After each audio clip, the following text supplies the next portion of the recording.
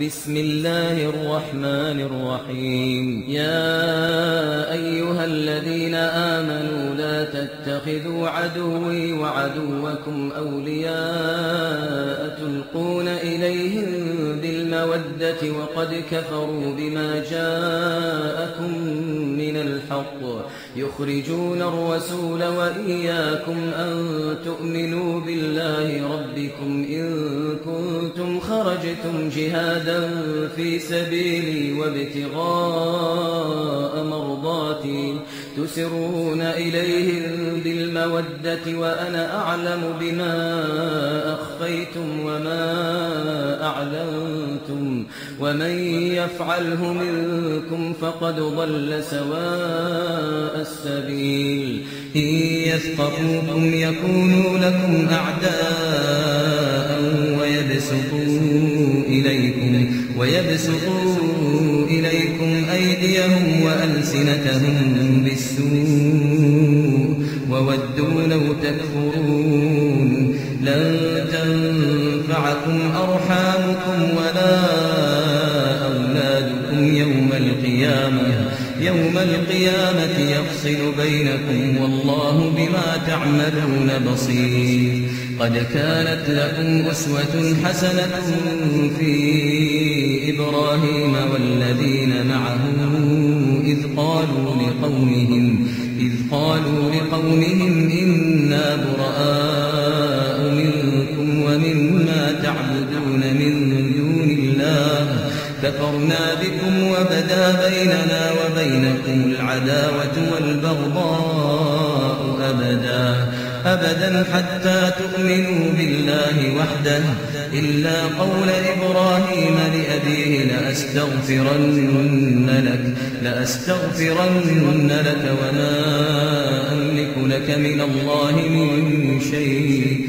ربنا عليك توكلنا وإليك أنبنا وإليك المصير. ربنا لا تجعلنا فتنة للذين كفروا واغفر لنا ربنا إنك أنت العزيز الحكيم. لقد كان لكم فيهم أسوة حسنة لمن كان يرجو الله واليوم الآخر ومن يتول فإن الله هو الغني الحميد.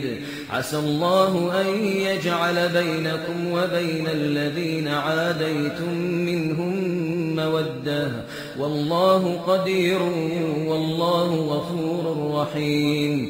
لا ينهاكم الله عن الذين لم يقاتلوكم في الدين ولم يخرجوكم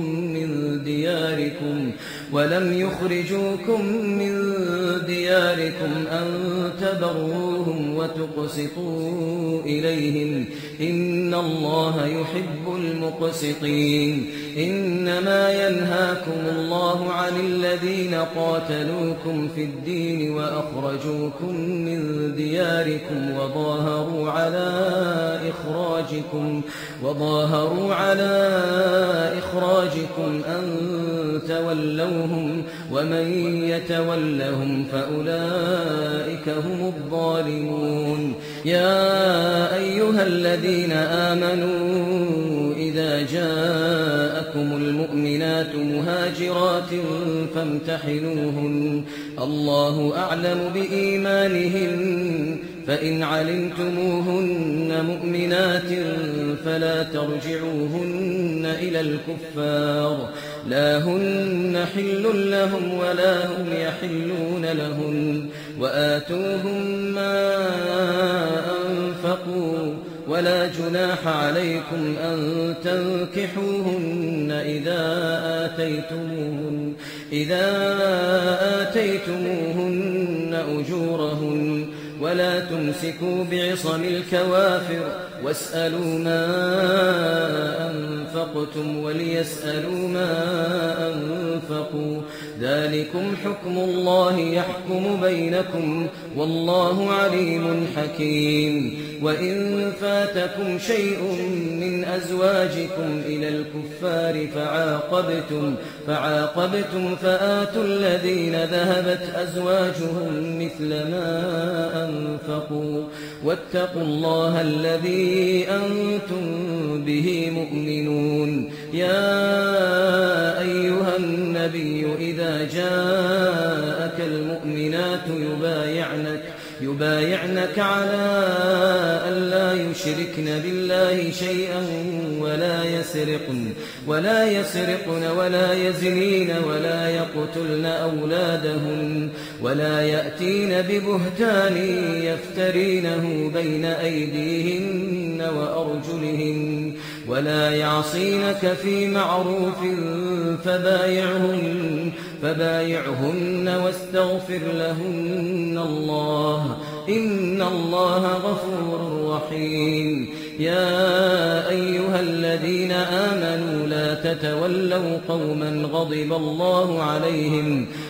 الله عليهم قد يئسوا من الآخرة كما يئس الكفار من أصحاب القبور.